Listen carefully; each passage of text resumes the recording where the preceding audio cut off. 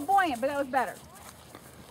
Yeah, like I'll tell Denise I'm either like one extreme or the other right now.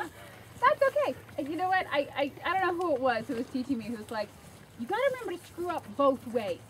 You know, you don't want to always get too fast. Oops, I'm too fast. You want to get too fast, too slow, too fast, too slow, too fast, too slow, too fast. Until you zero down. Yeah. I love that feeling. You want to screw up both ways. Leg on. Leg on. Let him gallop up this hill. There, tuck your hands in so he can't wiggle. Can't wiggle. Leg on. Belly out. Really good. Do it a second time.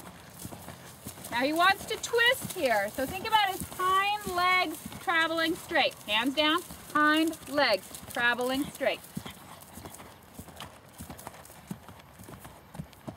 Good. Go ahead and pull up.